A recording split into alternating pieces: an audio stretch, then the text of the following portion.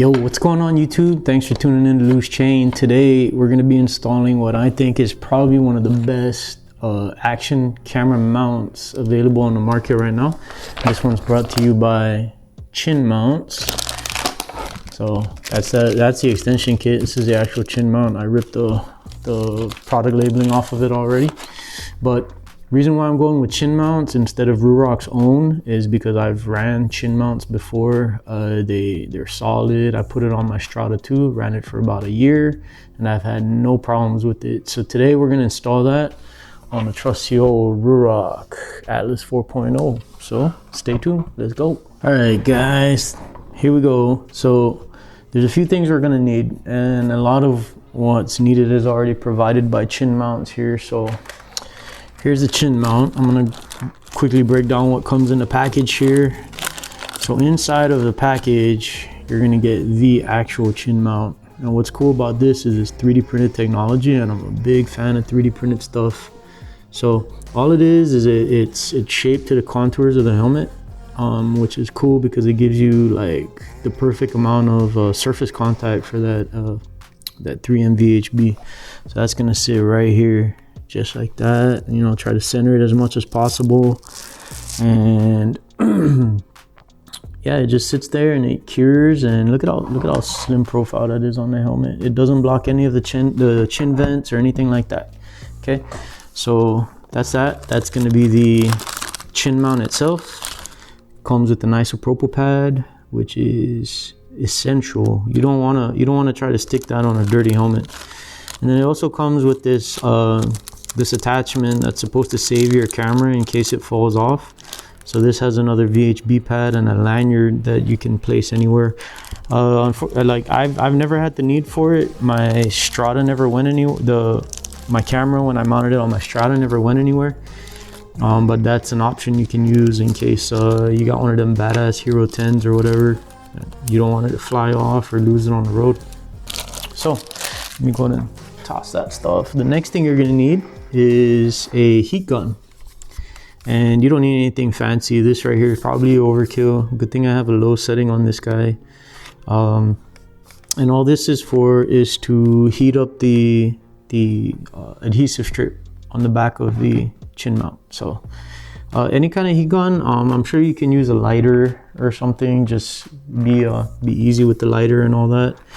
You don't want to like burn your strip. You just want to heat it. It helps activate the adhesive side of it. So, and then last but not least, of course, you're going to need your 4.0. And this particular mount actually works with the 3.0. So when you go to chinmounts.com, and I'm by no means sponsored by these guys, so no, I'm not trying to promote anything.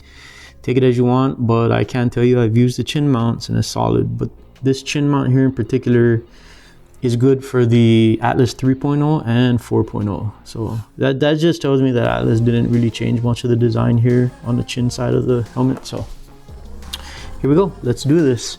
So first things first is you want to take your isopropyl pad. You want to rip that sucker open.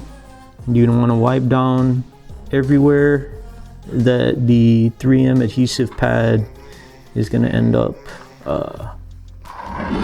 sticking to. So just give it a nice clean. I mean, it's a pretty saturated pad, so you know you can clean as much as you think. Don't underdo it. You want to. I mean, even if you're not particularly on where the mount's gonna go, it's okay that you go a little bit over than that. You're not doing anything to the helmet but cleaning it. So, all right, go ahead and do that. And this is IPA or isopropyl alcohol, so it's gonna evaporate pretty fast, which is what you want. So I'm just making sure I got a nice clean surface here. Sorry, the camera's shaking.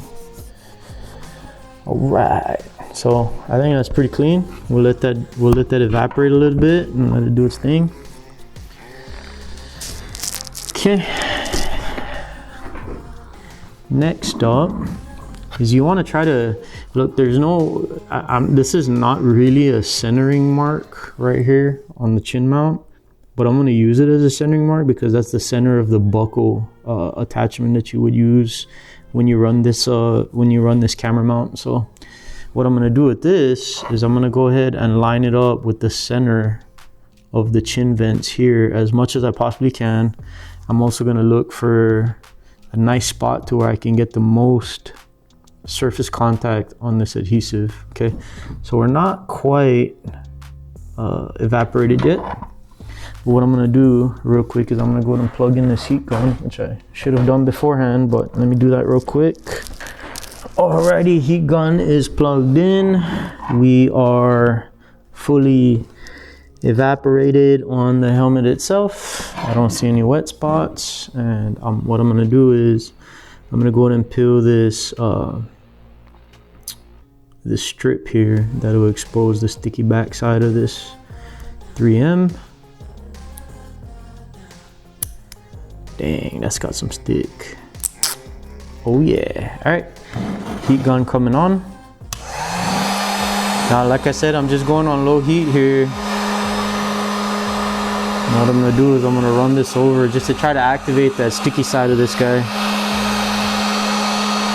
And this is also recommended by Chinmount, so I'm not going out of line here. I'm doing exactly what Chinmount recommends. I can smell the back-to-back tape here starting to heat up. It's emitting some kind of a chemical smell, which is cool. So that's hot, that's ready to go. And this is a 3D printed mounted, it's a 3D printed camera mount, so you don't want to get too crazy with the heat. And what I'm gonna do is I'm gonna make sure that I'm properly lined up. Oh yeah, dang, I just barely touched it. And it's already sticky as heck. Okay, sorry, out of alignment here. But what I'm doing is I have it where I want it. I don't know if you can tell, but I'm lined up fairly close to that center of that chin bar here. And I'm just gonna kind of massage this guy in. I want to press it. I want to just kind of massage it and let as much contact area as I can touch the helmet. Just like that. Now, Chinmount, the company recommends that you let this sit for 24 hours before you hook anything up to it, and that's exactly what I'm gonna do. I'm not running, Sugru like some people use, that hobby putty, which I know is pretty stout, but I also believe in 3M's VHB, so this thing's solid. I honestly worry that if I ever had to pull this off, I'd rip paint off the helmet. So I trust the VHB. If it's installed properly, it can be really solid. So I'm just gonna keep kind of massaging this in place. I'm putting all my pressure is going down towards the helmet, so I'm not pulling or tugging away from it. So all I'm trying to do here is trying to get as much push into the helmet as I can. And I think that's solid right there. So chin mount is installed. It might not be super lined up, but look at that. Other than missing some teeth now on the helmet, which sucks because that's a solid part of the design, chin mount action camera is on, and now we just wait 24 hours. Stay tuned. Hey, I can vouch for Chinmount. I know they're solid. But if anything happens to the Chinmount, I'll go ahead and let you guys know. And, for now, I can tell you that Chinmount is a solid product. If that changes and my opinion changes in any way, I'll be sure to post up another video to let you know what's happened to the Chinmount. Get rid of this trash. And like I said, I'm not going to use this camera saver lanyard. For one, my action cam's not that expensive. Not that I won't be upset if it falls onto the road, but I just don't want to add any more stuff to the helmet. So, but yeah, this is an available option in case you're worried about your action camera falling off and hitting the road. That should save it from doing that, or at least you're able to catch it prior to it actually falling off. So thanks for tuning in, guys. That's basically it. Chin mount installed. Take care. Thanks for tuning in. Let's go.